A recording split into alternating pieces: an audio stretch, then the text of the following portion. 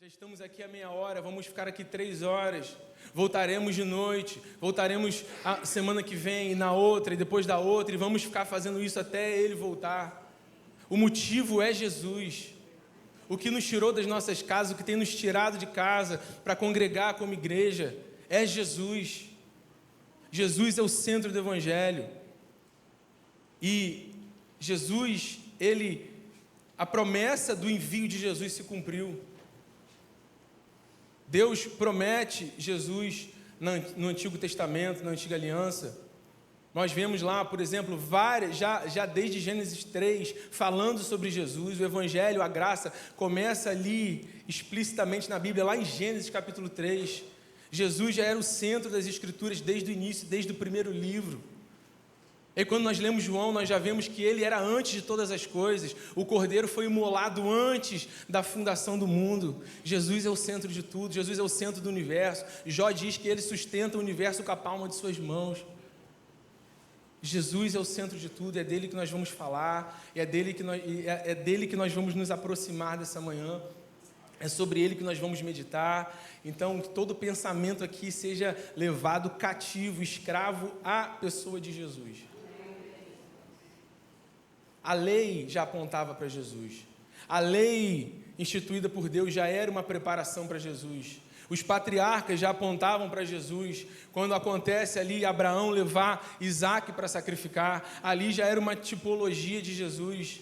Isaac representando ali de uma certa forma o mundo, o homem, nós ali, que Deus pede, esse tem que ser sacrificado. É como se fosse uma sentença contra o homem precisa morrer porque ele pecou, ele não pode estar diante da minha presença. Mas na hora que ele vai ser sacrificado, Deus providencia um cordeiro perfeito que substitui, Jesus nos substituiu, amém? Nós fomos justificados pelo sacrifício de Jesus. Isaac também, na sua história, é uma tipologia de Cristo. Vocês lembram que Abraão, na figura ali, uma tipologia de Deus, o pai da fé, amém? Abraão não é o pai da fé, Deus é o pai da fé, mas Abraão, numa figura de Deus, enviou seu filho e o seu moço foi buscar uma esposa para casar com esse filho. Aquele moço de Abraão apontando para a figura do Espírito Santo, que está buscando uma noiva para casar com Jesus. Então nós vemos ao longo das Escrituras as tipologias de Cristo, já desde os patriarcas. A Esther e Vasti, estava ali atrás no louvor, lembrei de Esther e Vasti. O rei Assuero também numa figura de Cristo que vai casar com a sua igreja. Esther e Vasti, 2 igrejas diferentes, uma igreja desobediente. Vasti foi chamada à presença do rei e ela rejeitou e ela não foi, uma igreja desobediente. E aí outra igreja se levanta, uma igreja que obedece ao convite do rei, vai lá, Esther diante do rei alcança o favor, já apontando também para 2 igrejas que haveria. Uma desobediente, uma rebelde, uma remanescente, aquela que obedeceria ao Rei dos Reis. Lembrei ali atrás também de Ruth, aos pés de Boaz, a noite inteira ali, aos pés do Senhor, e ela diz: você é o meu resgatador. E ela foi resgatada, ela e a sua família, de toda a dívida que tinha, também apontando para Jesus. Então nós vemos já desde o Antigo Testamento, em todas essas tipologias, toda a antiga aliança já apontava para Jesus, a lei já apontava para Jesus, a lei que o Senhor institui ali em Êxodo capítulo 20, resumido nos 10 mandamentos: não matarás, não adulterarás, não roubarás, não darás falso testemunho, não cobiçarás. Serviu para mostrar que que o ser humano não é capaz de cumprir a lei para o esforço próprio. A lei, Paulo escreve isso a Romanos, ela serviu para ressaltar a transgressão, ressaltar o que era pecado, porque se não tiver um padrão de conduta, se não tiver um crivo, se não tiver um balizador, não tem pecado, não tem desvio, não tem erro.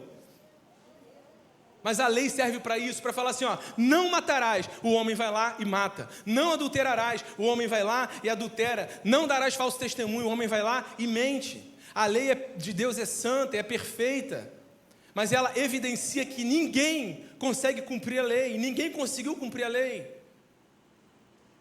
Até que veio Jesus, que conseguiu cumprir a lei, como homem. Se esvaziou dos atributos exclusivos da divindade, como homem, cumpriu a lei, sendo perfeito. A lei já apontava para Jesus. Paulo escreve isso aos Gálatas no capítulo 3, no versículo 24, dizendo que a lei foi o nosso tutor. A lei nos conduziu até Cristo. para que fôssemos salvos por Ele. A lei nos conduziu até Cristo para que fôssemos salvos por Ele. E aí, no próprio livro de Gálatas, no capítulo 4, ele fala que nós recebemos a adoção de filhos por meio de Jesus. Chegou a plenitude dos tempos, Gálatas 4, capítulo 4, versículo 4. Na plenitude dos tempos, Deus enviou o seu Filho, nascido de mulher, nascido debaixo da lei, para salvar aqueles que estavam sob a lei.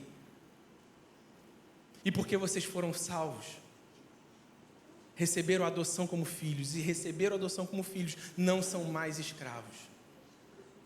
E porque vocês são filhos, ele arremata dizendo, porque vocês são filhos, Deus enviou o Espírito do seu Filho aos nossos corações. E esse Espírito clama, Abba, Pai. A lei já apontava para a necessidade de Jesus. Então agora, por meio do Espírito, do Filho de Deus, de Jesus, do próprio Deus, que habita em nós, nós conseguimos cumprir a lei. Não é por ordenanças, não é por mentalização. Não posso fazer isso. Você vai fazer. É só pelo Espírito Santo. Paulo escreve isso a Gálatas também no capítulo 5. Vivam no Espírito e jamais satisfarão os desejos da carne. É só vivendo no Espírito que nós cumprimos a lei, que nós agradamos a Deus. Não é pela prática da lei literal, mas é na vida no Espírito que nós conseguimos cumprir a lei e agradar a Deus. A lei já apontava para Jesus.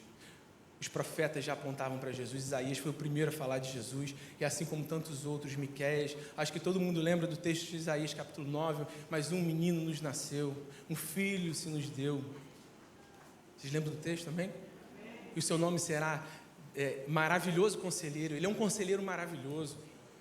Maravilhoso conselheiro, Deus forte, Pai da eternidade, príncipe da paz, já apontando para Jesus. Miqueias falou sobre Belém, onde Jesus nasceu. Você é pequena, mas de você sairá aquele que é antes da eternidade, tem a eternidade de dias, já apontando para Jesus. O Antigo Testamento apontou para Jesus, os patriarcas, todas as tipologias apontavam para Jesus, a lei apontava para Jesus, os profetas apontaram para Jesus.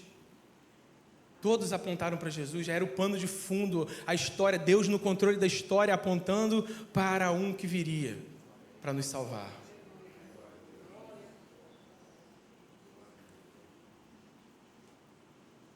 Mas hoje, nós acabamos vivendo, de certo modo, ainda mais no nosso país,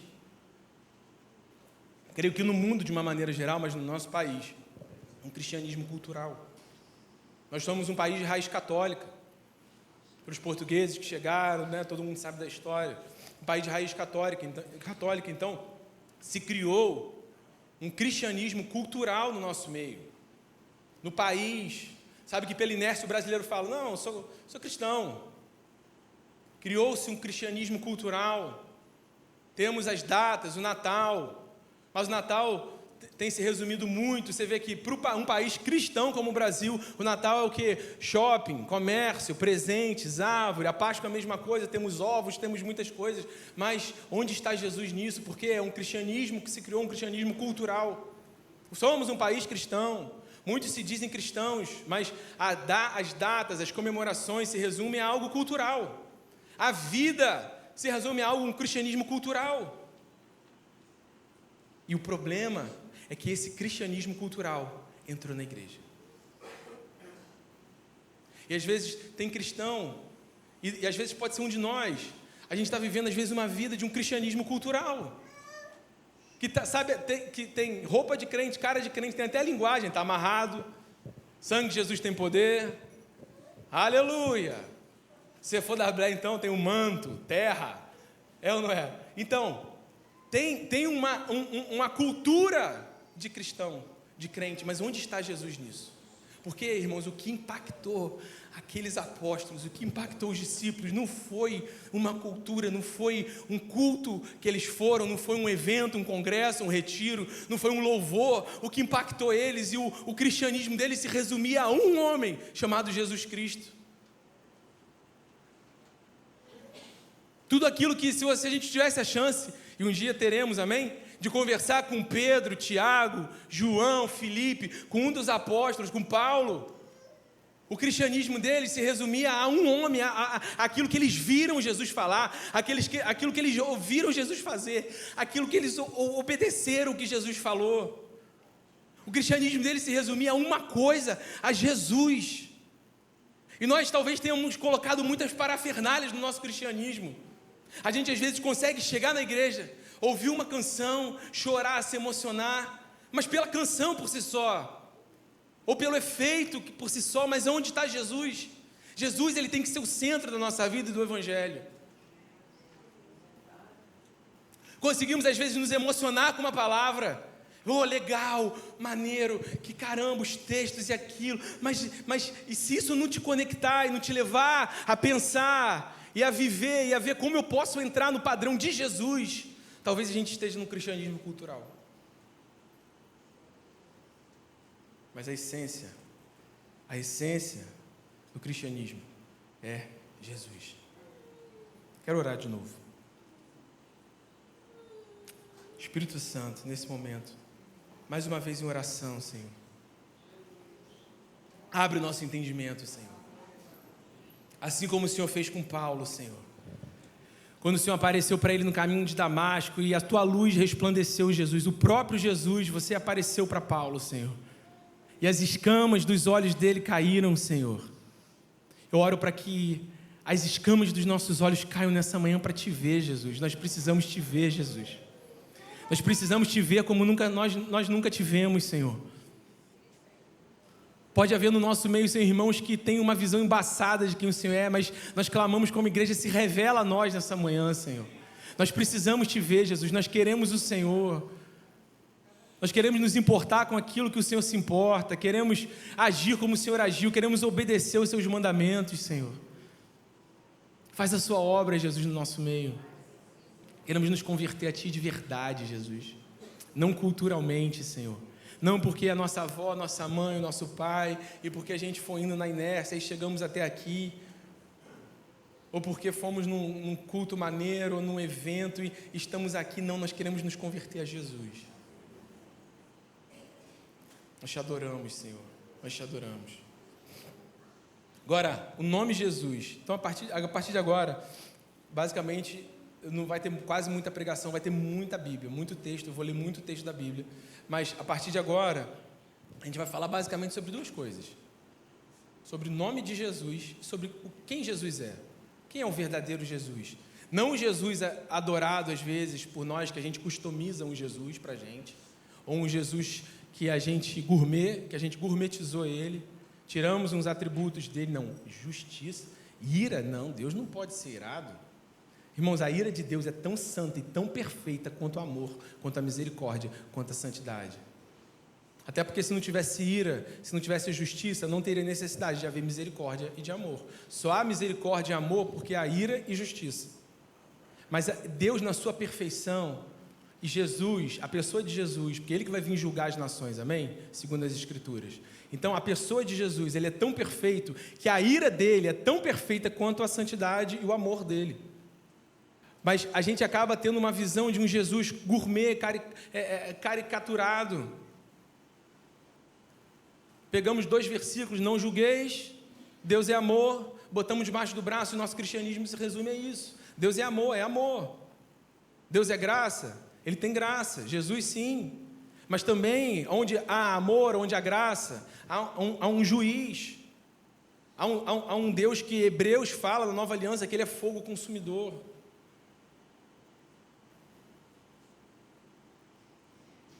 Então, onde há amor, onde há graça, há justiça, há santidade, há independência, a onipresença, a onipotência, a onisciência. Mas nós estamos olhando Jesus de um ponto de vista. Se eu pedir para você descrever essa caixa de som, você vai descrever de uma forma diferente da minha. Porque você está olhando a parte da frente. Você não está vendo o fio que tem atrás, que está enrolado. Eu estou vendo o fio que está enrolado atrás. Mas eu não estou vendo a lateral, que vocês aí estão vendo. Mas a gente não pode isolar uma parte da revelação do que a gente teve e achar que aquilo se resume em Jesus. Ele é maior do que a porção da revelação que a gente teve. A gente não pode anular o resto, o contexto inteiro de Jesus. Mas quem é o Jesus verdadeiro? Primeiro vamos falar do nome de Jesus. Acho que todos aqui sabem, mas é sempre bom relembrar. O que significa o nome Jesus? O nome Jesus significa Deus salva. Ponto. Lembrando que Jesus é o nome dele, Cristo é o título, o enviado, o Messias, Jesus Cristo. Jesus foi o Cristo do Antigo Testamento. O Cristo que foi prometido no Antigo Testamento encarnou em Jesus. O Verbo, João capítulo 1, versículo 1, que se fez carne. Jesus, o nome Jesus, Deus salva. Aí, eu acho que também quase todos nós, não todos aqui, sabem que Deus tem muitos nomes nas Escrituras. Jeová Rafá, Jeová Jirê, Jeová Tsequenu, e aí por aí vai. Tem a música antiga, né? Amém. Muitos nomes de Deus, para se referir a Deus. E aí você pensa comigo aqui, quando Deus escolheu pisar nessa terra, qual o nome que ele escolheu trazer? Na pessoa de Jesus, no próprio Deus. Não foi Jeová Rafá, não foi Jeová Jirê, de todos os nomes, foi Jesus. Deus salva. Aquilo que Deus quis comunicar com o seu nome quando ele pisou na terra foi que eu, Deus, eu salvo. Por meio de quem? De Jesus. É isso que Deus quis comunicar, que ele salva, que tem salvação para vocês. Tem salvação para nós. Nem tudo está perdido. Tem um plano maior e perfeito, que é a salvação. Por isso que o que eu quero comunicar para a humanidade aqui, eu salvo, Deus salva. Esse é o significado do nome de Jesus. Mas nós temos vários outros nomes de Jesus que a Escritura nos revela. Vamos lá. Se anotar, anote, depois se perder, você veja a pregação. Vamos lá, Alfa e Ômega. Apocalipse 1:8 diz que Jesus é o Alfa e o Ômega, que ele é o princípio e o fim. Até linkando com João capítulo 1. Ele é antes de todo, que no princípio era o Verbo. E aí quando a gente olha para Gênesis, capítulo 1, está lá, no princípio. Que princípio? O mesmo princípio de João capítulo 1, o mesmo princípio de Gênesis 1. No princípio criou Deus. E aí em João ele tem a revelação e diz que no princípio era o Verbo. Então Jesus já estava com Deus na criação, mas o Verbo se fez carne.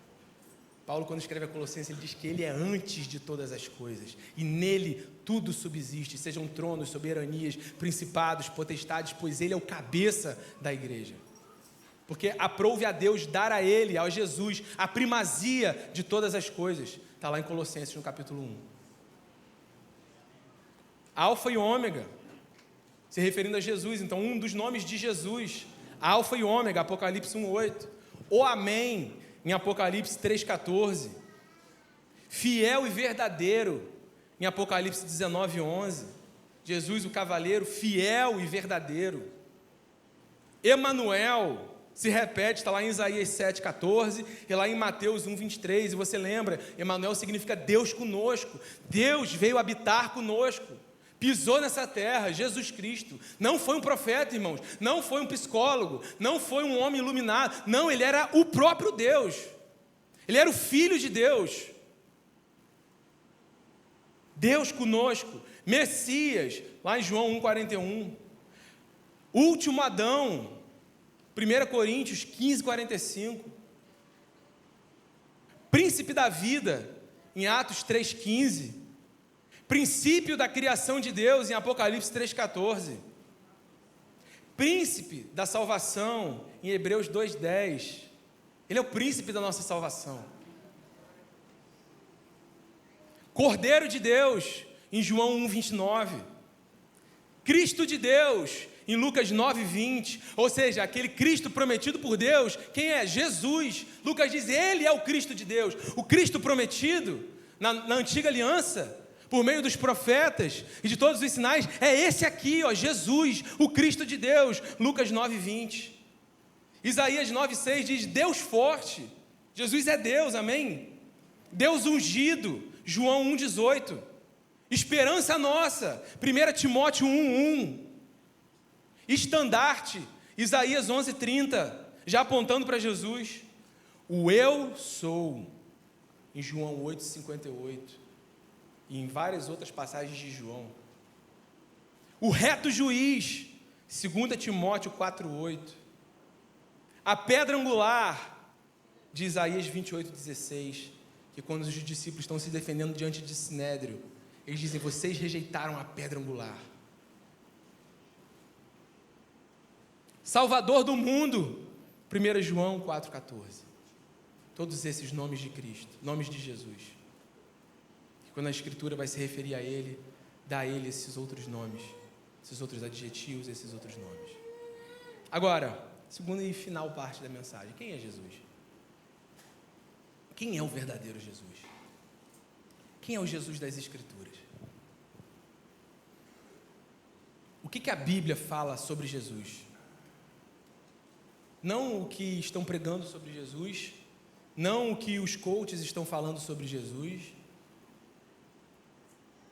não o que os pregadores do YouTube moderninhos, legaizinhos estão falando sobre Jesus, não o que os artistas às vezes abrem a boca para falar abobrinha na câmera, que é Jesus, mas o que a Bíblia, a palavra de Deus, que é o próprio Deus, o que a Bíblia fala sobre Jesus? Quem é Jesus? Quem é o Jesus da Bíblia? Vou começar lá de trás. O primeiro de todos que escreveu os primeiros livros. Vamos lá, vamos começar com Moisés, que representa a lei. Até no Novo Testamento fala Moisés e Elias, representando a lei e os profetas. O que Moisés falou sobre Jesus? Jesus até fala com os judeus em João capítulo 5, dizendo: olha, se vocês tivessem crido naquilo que Moisés escreveu, então o que Moisés escreveu sobre Jesus? Tudo que eu vou falar aqui, irmãos, daqui para frente, são só exemplos, extratos. Tem muito mais, obviamente. Amém? Mas o que Moisés escreveu sobre Jesus? Vamos começar em Gênesis 3,15, que eu falei lá no início. Porém, inimizade entre você e a mulher. Aqui é o primeiro versículo mais específico sobre um homem que viria, sobre Jesus. Porém, inimizade entre você e a mulher, entre a sua descendência e o descendente dela. Deus falando a Satanás. Esse lhe ferirá a cabeça. Em outras versões diz que esse que viria esmagaria a cabeça de Satanás. E você lhe ferirá o calcanhar. De um dano pequeno que Satanás feriu Jesus ali pelo martírio. Mas, só um parênteses aqui, Satanás não tirou a vida de Jesus. Nem os judeus tiraram a vida de Jesus. Jesus diz: ninguém tira a minha vida, eu voluntariamente a dou. Mas aqui o que os teólogos chamam de proto-evangelho, a pontinha do evangelho, o início do evangelho, aqui já estava apontando para Jesus, de um que viria, que seria levemente ferido pela serpente, por Satanás, mas que esse esmagaria a cabeça da serpente. Deuteronômio 18, aí começa muita Bíblia daqui para frente, irmãos, pouca pregação, muita Bíblia. Eis que lhe suscitarei um profeta do meio de seus irmãos, como tu, e porei as minhas palavras na sua boca, e ele lhes falará tudo o que eu lhe ordenar. Já está apontando para Jesus. Vocês lembram que Jesus disse? Eu não falo nada que eu não ouço o Pai me falar. Eu não faço nada que eu não ouço o Pai mandar. Eu tinha, de coração, até a Marina estava lendo no carro ontem, Gênesis 49, eu tinha esquecido desse versículo. Totalmente, assim. Eu não sei se tem alguém que esqueceu desse versículo. Lá de Gênesis 49, quando Jacó está abençoando os seus filhos, quando ele vai abençoar Judá e profetizar sobre Judá, olha o que Jacó fala sobre Judá. E todo mundo aqui sabe que Jesus veio da descendência de Judá. O cetro não se apartará de Judá, nem o bastão de comando de seus descendentes, até que venha aquele quem ele pertence, e a ele as nações obedecerão. Ele amarrará o seu jumento a uma videira, e o seu jumentinho ao ramo mais seleto. Lavará no vinho as suas roupas, no sangue das uvas, falando da crucificação, da morte de Jesus. No sangue das uvas as suas vestimentas. Seus olhos serão mais escuros que o vinho, e seus dentes mais brancos que o leite. Lá em Jacó ainda, lá nos patriarcas ainda. E Moisés escrevendo isso, já apontando para Jesus. Olha o que Moisés também escreve em Números 27, 24, 17, na parte A do versículo. Eu o vejo, mas não agora. Eu o avisto, mas não de perto. Uma estrela surgirá de Jacó, um cetro, um governo se levantará de Israel. Vocês lembram que o escritor de Hebreus fala isso em Hebreus 11? Sobre os heróis da fé, de longe o avistaram. Olha aqui, acabei o Espírito Santo acabou de falar sobre isso. Olha Números 24, eu vejo, mas não agora, eu avisto de longe. Moisés falou isso, mas e os profetas? O que os profetas falaram sobre Jesus? Eu nem vou falar muito sobre os profetas, que eu acho que talvez sejam os mais conhecidos aqui, mas como eu disse, Isaías 9, ele fala, um menino nos nasceu, um filho se nos deu. Você lembra, né, sobre Jesus? Fala sobre aquele, o Espírito do Senhor está sobre mim, para pregar boas novas, para libertar os cativos, para curar os enfermos. Jesus lá em Lucas 4, a primeira pregação de Jesus no templo, qual foi? Lucas capítulo 4, na sinagoga, certamente Jesus deve ter pregado antes, mas a primeira pregação de Jesus em Lucas capítulo 4, Jesus entra, dão a ele o livro do profeta Isaías, e ele lê, o Espírito do Senhor está sobre mim, para pregar, para libertar, para curar, e fechou o livro, e ele diz, hoje se cumpriu isso, nele mesmo. Os profetas falaram sobre Jesus, que ele viria, que ele é Deus, Pai da eternidade, que ele é Deus forte. O que o Pai fala sobre Jesus? Vocês lembram no batismo de Jesus, lá em Mateus capítulo 3, o céu se abre e ele fala, esse é o meu Filho amado, em quem eu tenho prazer. Jesus é o Filho de Deus. Agora, vamos para a lista mais extensa. O que os apóstolos falaram sobre Jesus? João 20, 28, fala de Tomé primeiro. Jesus atravessa a parede, eles estão com medo lá dentro da sala. Jesus atravessa a parede, tem uma conversa ali com Tomé. Tomé pede para tocar, e o que Jesus fala? Ao que Tomé lhe responde, o que Tomé fala? Ao que Tomé lhe respondeu, João 20, 28, Senhor meu e Deus meu. Jesus é Deus. Os apóstolos confirmaram que Jesus era Deus. O que Paulo falou sobre Jesus? Como eu disse, são pequenos extratos. Lá em Gálatas 2:20, que é um texto muito conhecido nosso, Paulo diz, não sou mais eu quem vivo, mas Cristo vive em mim. A vida que agora vivo por meio do Filho de Deus. Paulo diz o que Jesus era? O Filho de Deus, que morreu e se entregou por mim. O que João fala sobre Jesus? 1 João 5,5. Quem é que vence o mundo? Somente aquele que crê que Jesus é o Filho de Deus. O que Pedro fala na confissão de Pedro? Tu és o Cristo, o Filho do Deus vivo. Ele fala, bem-aventurado é você, Pedro, porque não foi nenhum homem que te revelou isso, mas o meu Pai que está nos céus. Jesus, ali é interessante que Jesus chama os seus discípulos, quem que estão falando que eu sou por aí? É o que a gente vive hoje, como se Jesus estivesse perguntando, quem que estão falando que eu sou? Né? Se Jesus, né, isso não vai acontecer, mas se Jesus descesse aqui hoje, quem que estão falando que eu sou? Aí fora. Na época era, uns estão falando que você é João Batista, que você é Elias, que você é um dos profetas. Hoje talvez seria, que você é um homem iluminado, que você é um coach, que você foi o melhor psicólogo que já existiu, que você era um cara bom, que você era muito iluminado, mas você não era Deus. Tem doutrinas, heresias que falam isso, de outras seitas. Você era quase, mas você não era Deus. Você chegava perto ali, mas você não era Deus. Aí Jesus vira para os seus e fala, mas vocês que estão andando comigo aqui, vocês que estão vendo o que eu estou fazendo, nas entrelinhas era isso que Jesus estava falando, vocês que estão andando comigo, vocês que estão vendo o que eu estou fazendo, vocês que estão ouvindo minha doutrina, o meu ensino, vocês que têm visto e ouvido tudo aquilo que está acontecendo, vocês aqui, os de dentro, os de fora estão falando isso, mas vocês, os de dentro, quem vocês dizem que eu sou? Eu imagino ali, vim pensando sobre isso, que Jesus estava com uma expectativa ali. Lá fora, os perdidos estão falando aquilo, aqueles que não me conhecem, mas vocês que estão andando comigo, para nós hoje, vocês que estão aqui na minha casa, vocês que estão vindo aqui domingo após domingo, quem vocês dizem que eu sou? E Pedro diz, você é o Cristo do Antigo Testamento que foi prometido, é você, em você a promessa se cumpriu, tu és o Cristo, o Filho do Deus vivo. Ele fala, bem-aventurado é você, Pedro. Você é feliz, Pedro, você é bem-aventurado, porque isso não foi nenhum homem que te revelou, você não aprendeu sentado na sua escola, você não aprendeu com os seus títulos, onde você estudou, isso você não pode aprender de homens, isso só pode ser revelado por Deus, pelo Pai. Isso não foi carne ou sangue, não foi homem nenhum que te revelou, mas foi o Pai que está nos céus. Agora, o que a multidão falou sobre Jesus? A multidão falou muitas coisas erradas sobre Jesus. Mas qual foi? E ontem eu estava lendo esse texto, eu falei, caramba, aqui está aqui o último parecer, eu chamei de último parecer da multidão.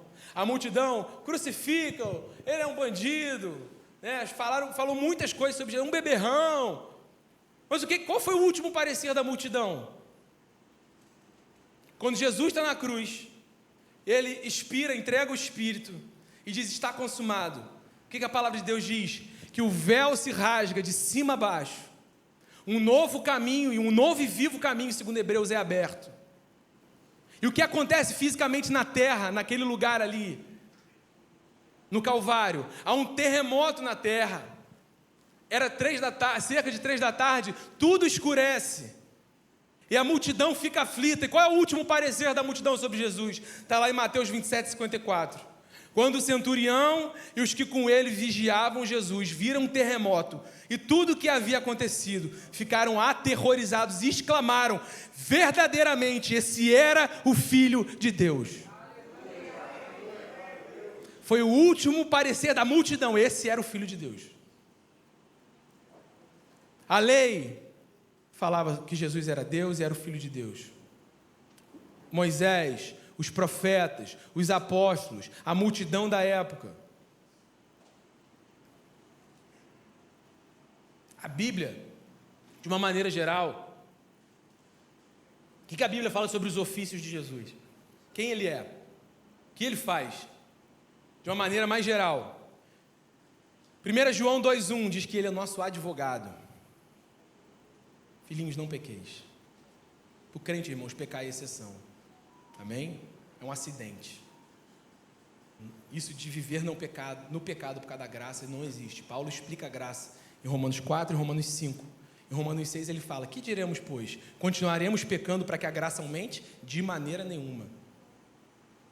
Aí João fala, filhinhos, não pequeis, mas, ou seja, por acaso, se você pecar, saiba que você tem um advogado junto ao Pai, Jesus Cristo, o justo, e Ele é fiel para te perdoar. Jesus é o nosso advogado. Jesus é o seu advogado. E só através de Jesus que as suas culpas, que as minhas culpas podem ser removidas. Porque Ele só não vai lá, fazendo um paralelo com multa, não vai lá e perdoa a sua multa, Ele apaga o registro da multa do sistema. Só Jesus pode levar as nossas culpas. Tem pessoas às vezes que estão caminhando com Jesus. Jesus já perdoou, mas a pessoa não se perdoou até hoje. Está carregando cargas, culpas do que fez. Mas Jesus, tome posse desse ofício de Jesus. Jesus é o seu advogado. Se você se arrependeu verdadeiramente, está paga a dívida. Mateus 11, 19, fala que Jesus era quem? Quem é o verdadeiro Jesus? Fala que ele era amigo de publicanos. Amigo de publicanos. Ou raça odiada na época, os publicanos, porque eram os que coletavam os impostos nas alfândegas. E eram ali os publicanos que desviavam, que extorquiam do povo. Então o povo odiava os publicanos. Além de pecar, eles não cometiam um pecado que todo mundo gostava, de farra, disso. Eles cometiam um pecado que fazia com que todos odiassem eles. E Jesus veio e foi amigo dos publicanos.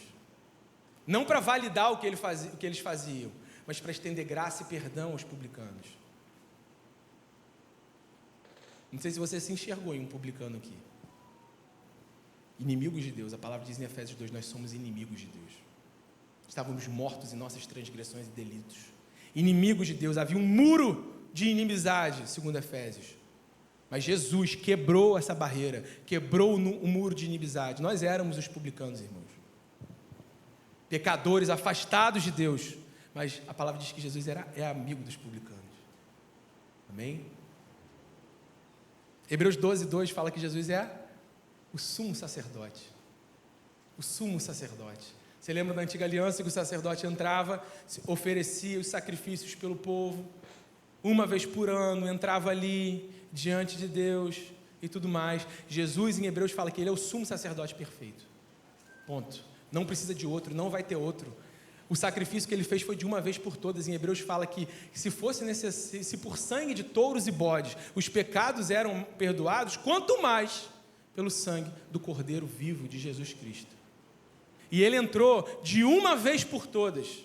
Lá em Hebreus 12, depois você leia. Ele entrou de uma vez por todas e se ofereceu como sacrifício, de modo que não é mais necessário que se entre ano após ano para fazer sacrifícios. Ele é o nosso sumo sacerdote. Ele pagou o preço. O que nós celebramos nasceu o sangue da nova e eterna aliança. Não vai ter outra, não precisa de outra. É eterna. O caminho, João fala em João 14. O que mais que a Bíblia fala sobre o verdadeiro Jesus? Apocalipse 1:5, o primogênito dos mortos. Por que ele é o primogênito? Porque vai ter um segundo, um terceiro, um quarto, nós aqui. Amém? Ele é o primogênito que ressuscitou dos mortos. Ele inaugurou ali a vida eterna para a igreja dele.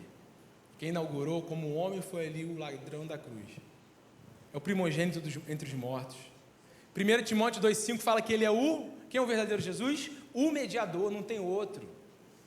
Não tem outro caminho, não tem mais um caminho, não tem outro que se coloque entre o homem e Deus. Não tem uma religião, uma filosofia de vida, é só Jesus, ele é o mediador.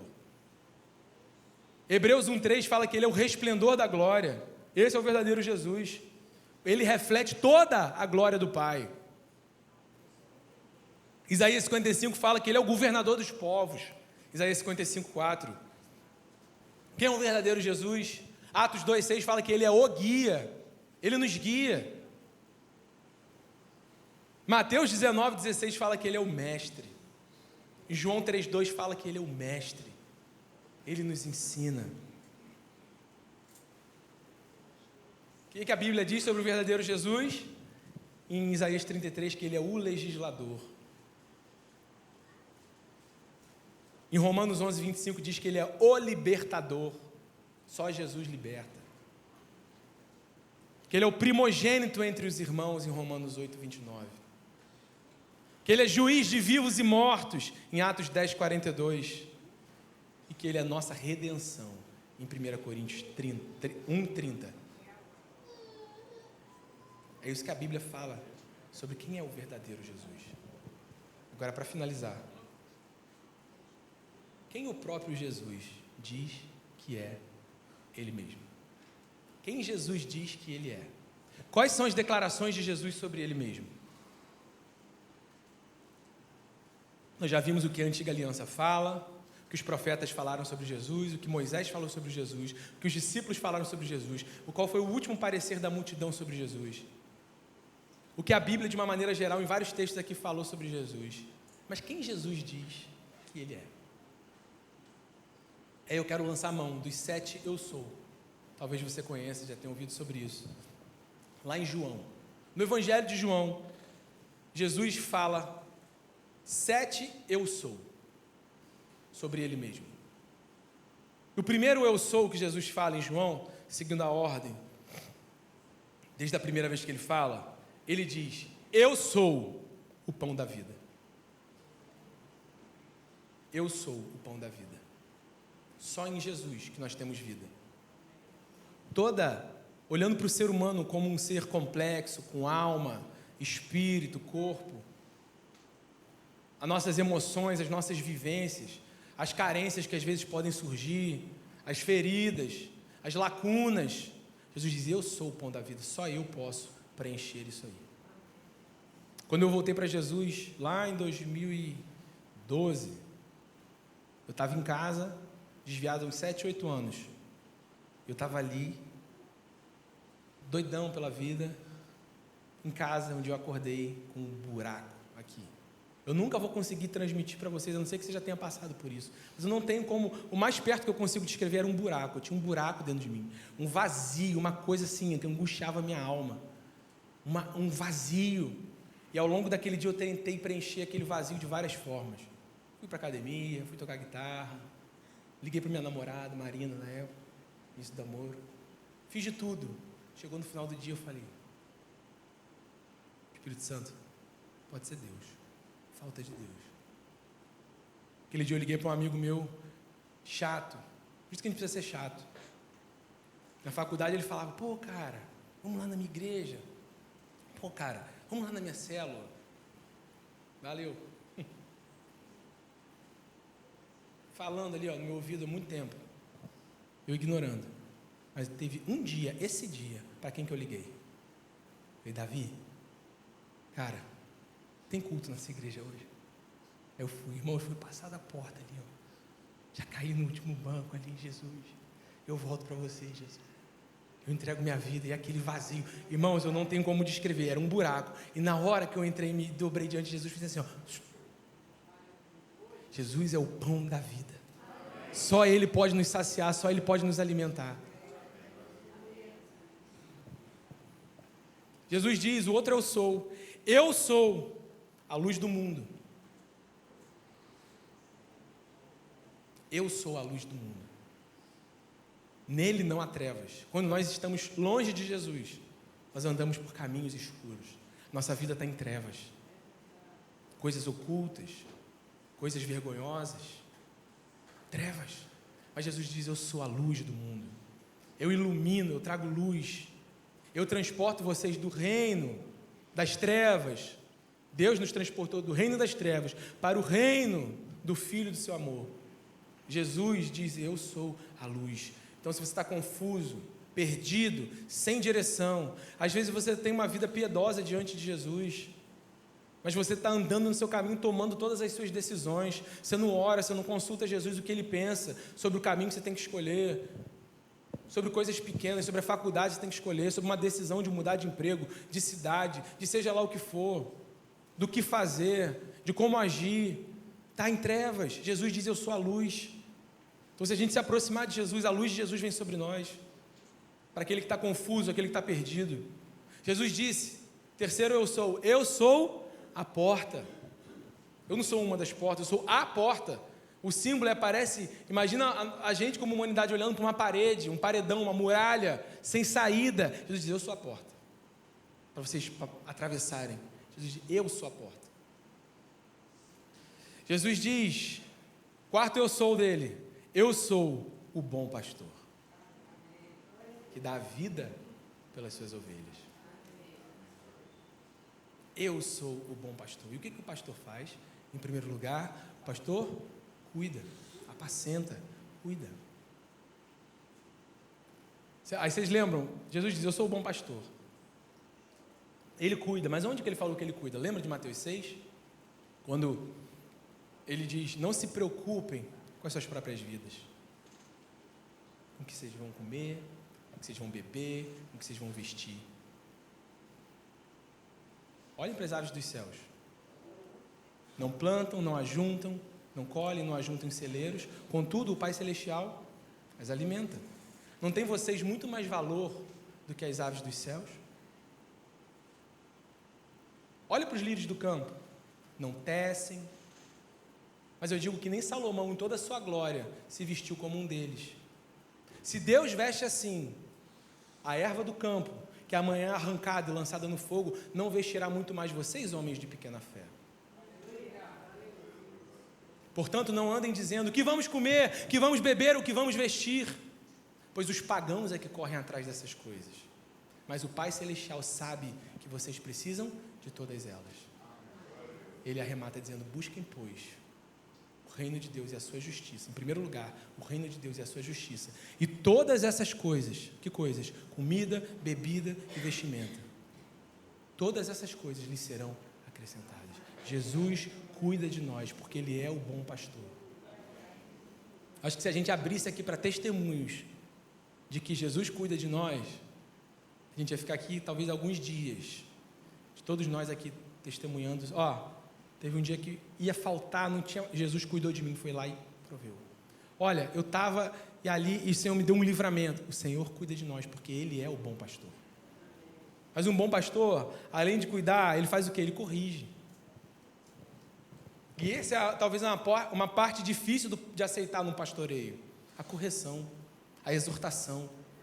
Mas lá em Hebreus 12, olha o que diz em Hebreus 12: meu filho, não despreze a disciplina do Senhor, pois Ele corrige a quem ama. Então correção é amor. Não preciso nem me delongar aqui, você tem filho, neto, você sabe. Vai botar a mão na tomada? Não! Vai de novo, tapinha. Por quê? Porque você é mal, porque você é... Não, porque é amor.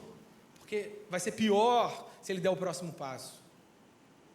Bom pastor cuida de nós, ele nos corrige, ele nos guia. Bom, o pastor guia as ovelhas, vai lá, a ovelhinha voltando, vai com o cajado, vem cá, ajusta. Ele nos guia. Salmo 23, Davi diz isso: guia-me pelas veredas da justiça, por amor do seu nome. Guia-me, o Senhor nos guia, o Senhor é o nosso guia.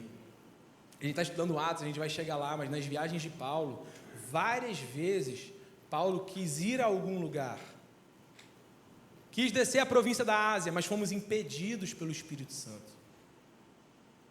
Deus, o próprio Jesus ali guiando Paulo e Silas na segunda viagem, não deixou descer para a Ásia, guiando eles. E se não fosse esse guia, o evangelho não entrava ali no Ocidente, porque naquela viagem eles queriam no mapa vir aqui, eles queriam descer para a Ásia. O Espírito Santo falou: não, vai, continua. Aí ele tem um sonho de um varão macedônio que aparece e fala: passa a Macedônia e nos ajuda. Ele vai e entra na Macedônia, que era a Iugoslávia, hoje sei lá que país é, que toda hora muda de nome. E ali é a primeira vez que o evangelho cruza a linha do Oriente para o Ocidente. Ali o evangelho entra no Ocidente. A igreja de Filipos ali que ele planta é a primeira igreja do Ocidente. Mas por quê? Porque Paulo foi guiado. Queria, não, vai lá, eu tenho um outro propósito ali. Várias vezes o pastor cuida, o pastor corrige, o pastor guia, o pastor socorre. Às vezes o ensino não foi suficiente, guiar não foi suficiente, às vezes a ovelha vai lá e quebra a pata, e prende na cerca, e foge, e ele nos socorre.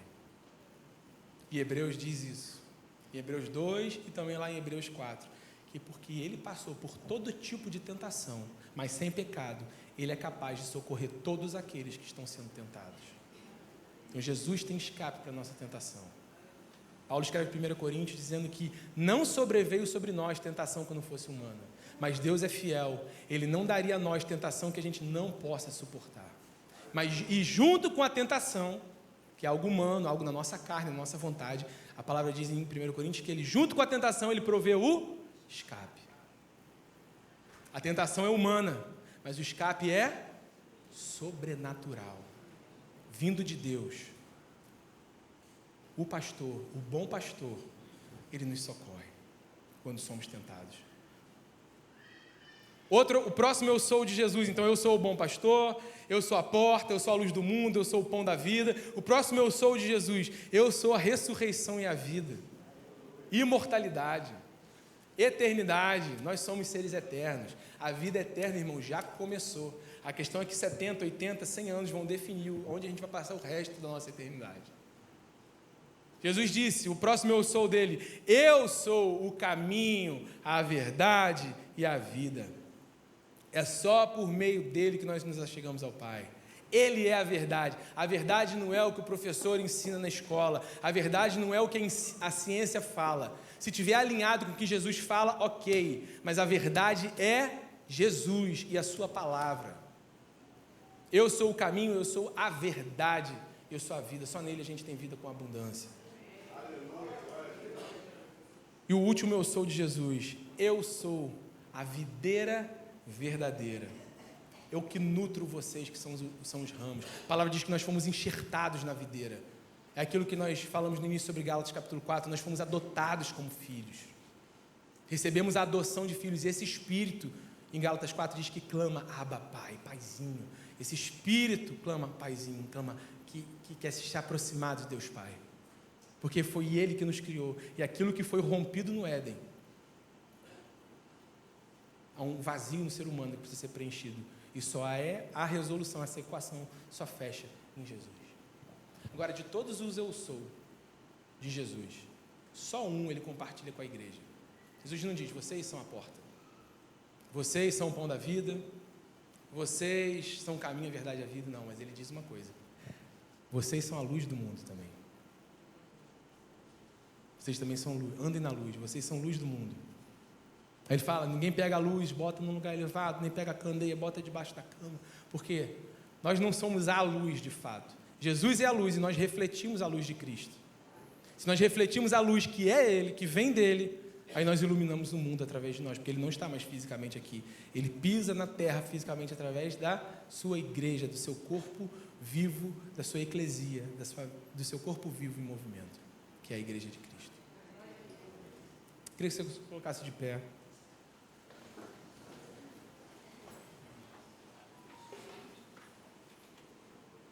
Quem é Jesus para você? Feche os seus olhos.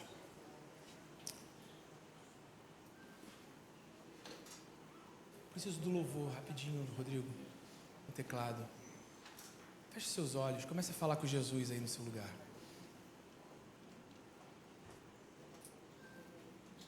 Davi diz, bendito é o Senhor que adestra as minhas mãos para a peleja e os meus dedos para a batalha.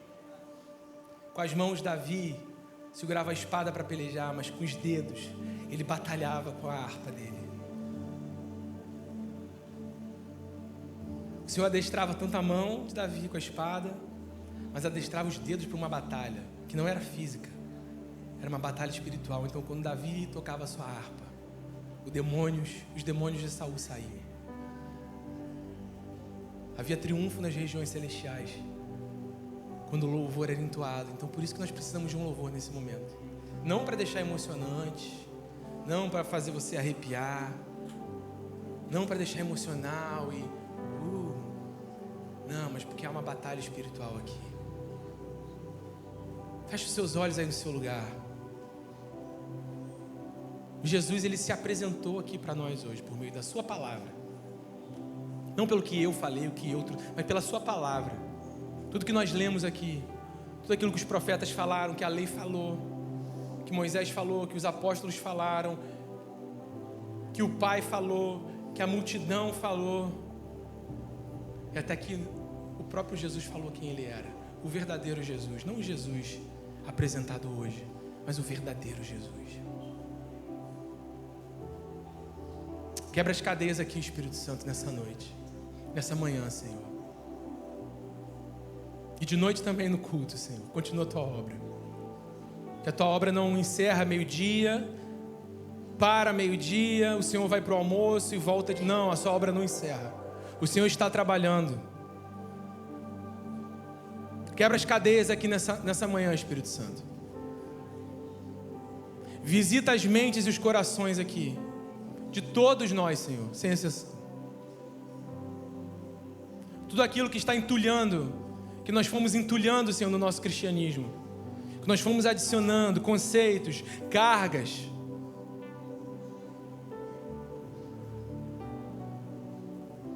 Nós queremos nos desfazer hoje, Jesus. Queremos conhecer e ver o verdadeiro Jesus. Queremos te ver, Jesus. Fique de olho fechado, seja tocado por Jesus. Vá falando diante dele. Vá falando diante dele. Ah, Jesus, quero voltar a te conhecer. Eu quero te conhecer mais. Te conhecer e prosseguir em te conhecer. Não quero parar onde eu parei no mês passado, há 20 anos atrás. Eu quero continuar a te conhecer, Jesus. O Senhor é uma fonte inesgotável de vida.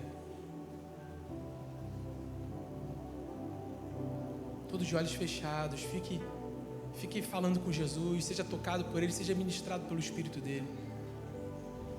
Eu não conheço todos vocês, então eu queria abrir esse momento, todos de olhos fechados. Se há alguém aqui que diz, eu quero entregar minha vida para esse Jesus, para o verdadeiro Jesus,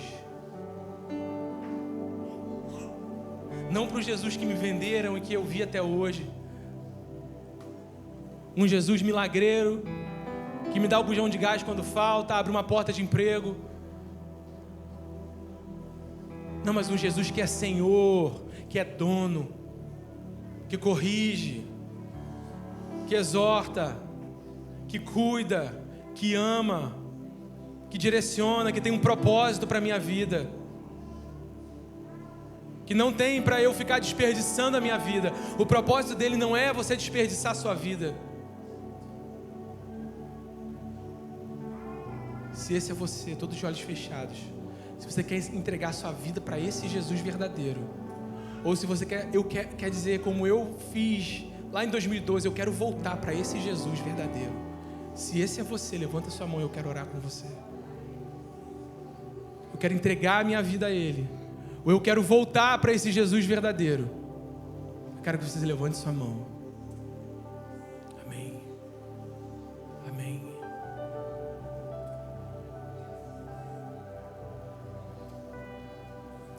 Vocês que levantaram a mão, coloque a mão no seu coração. Repita essa oração: Jesus Cristo, eu entrego a minha vida a Ti. Perdoa os meus pecados, Jesus. Perdoa a minha independência de estar andando longe de Ti. Perdoa porque estou andando na minha vontade. Perdoa porque eu fui para longe do Seu pastoreio, Jesus. Mas hoje eu quero voltar para Ti, Jesus, e não largar mais. Lava os meus pecados, remova os meus pecados, lave o meu coração. Apaga, Senhor, da minha mente toda a culpa, toda a condenação, tudo aquilo que me impede de andar, tudo aquilo que me faz ficar de pé um tempo e depois cair e sair.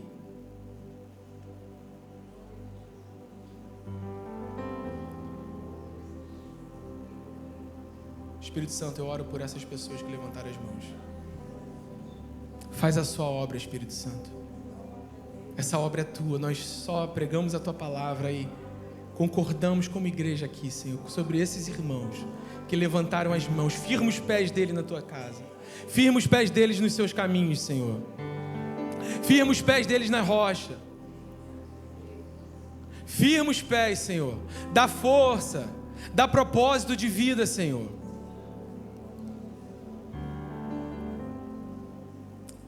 E use a vida deles, Senhor, para a sua glória.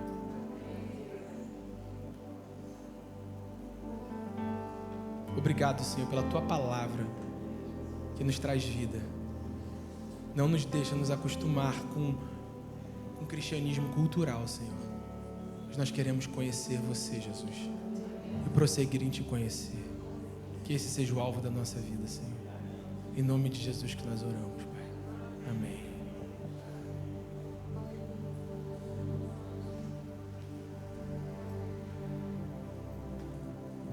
Amém. Deus seja louvado. Palavra maravilhosa, né?